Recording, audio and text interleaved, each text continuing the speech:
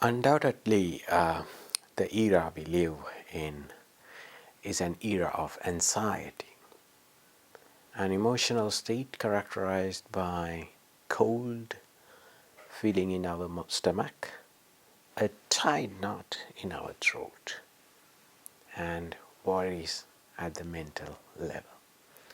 Moreover, it's true that sometimes we don't pay much attention to it. It comes out of the blue, but goes away quickly. But this is not the case for everyone, though. For some, it stays longer than they'd like. In fact, when an individual gets carried away by anxiety, they can end up trapped in terrifying scenarios.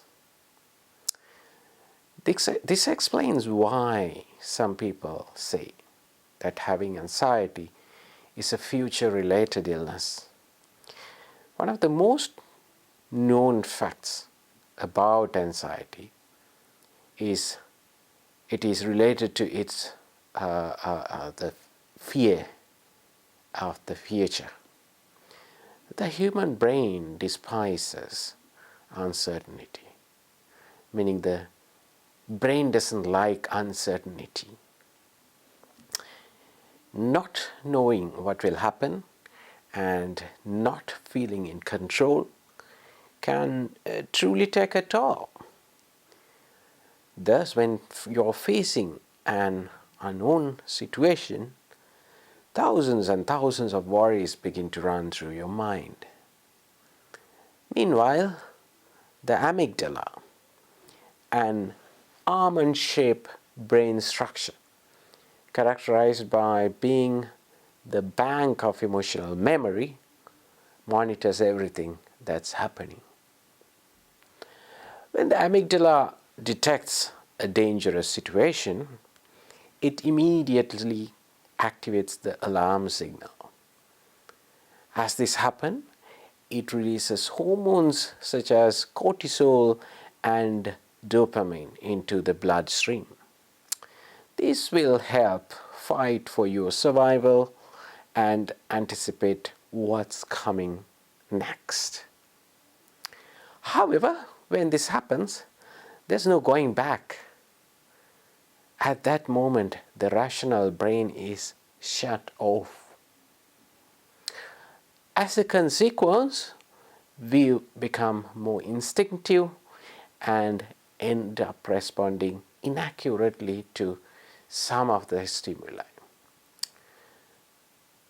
However, there are few facts that we should know about anxieties. Most concerns aren't worth paying attention to. Worrying is part of being human. In fact, we are programmed to do so.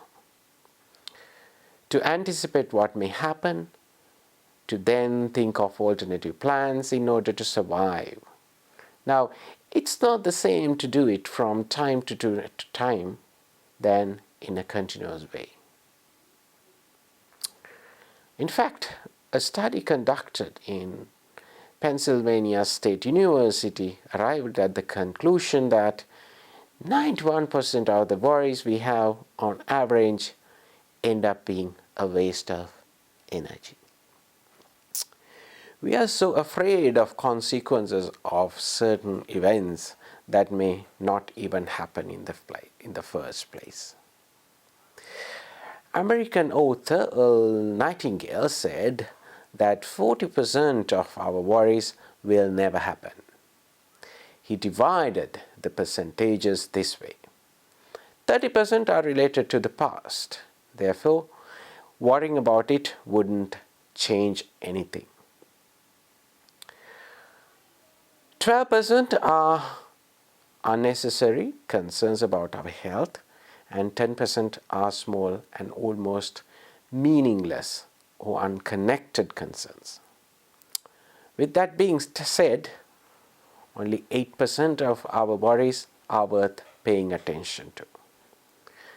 This helps us to reflect on the future and everything we think, imagine, and fear. In reality, the main protagonist of all these elements is fear. Let's do the test right now.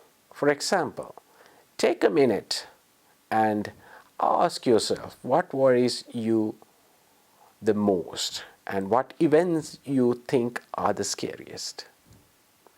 Think about them and a year later, check if they actually happened. You'll be surprised.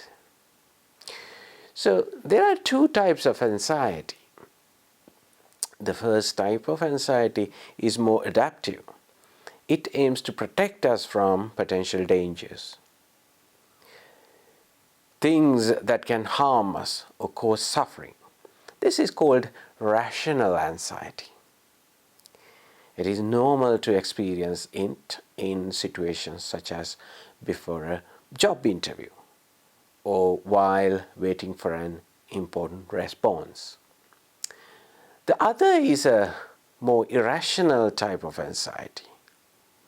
It makes us perceive anything and everything in a catastrophic way, leading us to believe we are unable to cope with it. For example, a person may think they are not going to do well at a job interview and that they are going to end up homeless and unsuccessful. Another example would be to think someone's never going to talk to us after a fight. Regarding irrational anxiety, it's usual to experience anguish and great discomfort that's almost impossible to control. It spreads throughout the entire human body and hinders day-to-day development. Another important thing is that thinking that everything is important is one of the main facts about anxiety. Anxiety makes us believe that everything is important. So it becomes very difficult to establish priorities when we experience it. Any detail can trigger it. Anything, no matter how little or insignificant, can affect what we do. This is why human beings feel the need to be in control. On top of that, this scenario can become much darker if the individual experiencing this is already a perfectionist. At this point, the person doesn't worry only about the words coming out of their mouth. Instead, they'll be paying attention to the clothes they wear, how they behave, or how a particular person influences them in a particular event. Everything is decisive. Everything exerts influence in them, leading them to become obsessed with control. And evidently, it's pretty impossible to be in control for everything. Consequently, feeling overwhelmed and distressed and stressed will be part of their day-to-day. And another important thing is avoidance increases anxiety. It seems natural to avoid any stimulus or situation that produces anxiety. Avoiding anything that may cause anxiety gives rise to a sense of relief. The catch is that in the long term, if this strategy becomes the usual way of dealing with fear, it may end up making things worse. Certainly, avoiding or running away from certain situations hinder us from verifying just how harmless they might be. Instead of facing the problem, we look the other way and let the fear stay inside. no matter how scary we believe an event might be, the best things to do is to let it happen in order to see if it speaks of a real danger. Running away will only maintain our irrational ideas, making our anxiety increase significantly. In addition, avoidance limits our life in such a way that it can have consequences on our mood and cause even more problems. This is one of the most curious facts about anxiety. In certain cases, anxiety may be the reason behind some emotions such as sadness, anger, and even pain. It may also lie underneath procrastination, lack of sleep, or excessive sleep, and the incessant need to eat or lack of hunger. However, there is also a silent and inexpressive type of anxiety. People who suffer from it usually look cool, calm, and collected, although they are full of fear on the inside. Many of them may not even know they have anxiety. However, cultivating a sense of hope may help reduce anxiety. The anxious mind has the almost absolute conviction that what's going to come is dangerous and threatening, especially if it is unknown. The fear of uncertainty is more common than you think. Believe it or not, most people in the world feel insecure about their future. Now, although there are different approaches and therapies, when it comes to treating anxiety, there is also strategies that can be useful, such as cultivating hopes.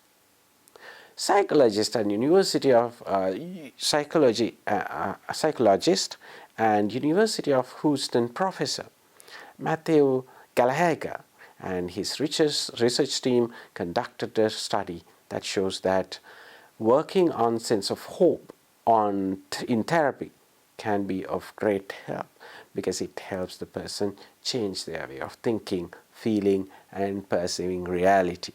Think about it. Hope actually is the opposite of fear.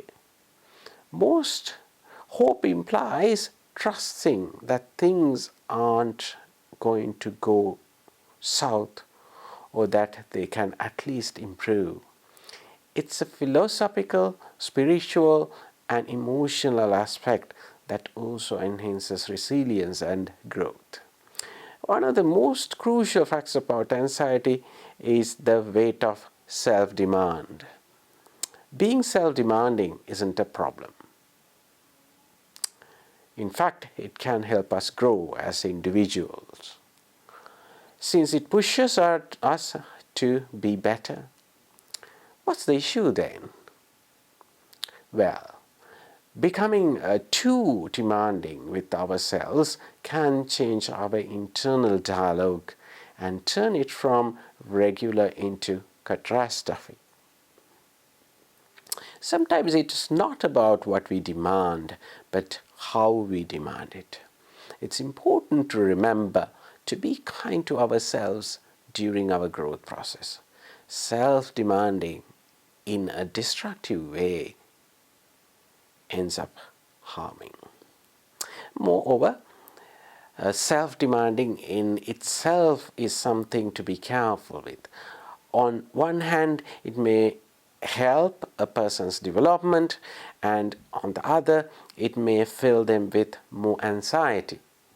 The issue lies in the phrases "I have to" and "I should." Don't let those ideas define how you should be and behave. Self-awareness is important in order to choose the right path. Also, believing that you are never enough is a bottomless pit of anguish. Once you are in, it becomes extremely hard to get out. The worst part is this train of thought is that anxiety is the main protagonist. These are only some facts about anxiety. In reality, the world of this illness is mysterious as it is complex. As time goes by, more and more pieces of research are developed, giving us more surprising information regarding it.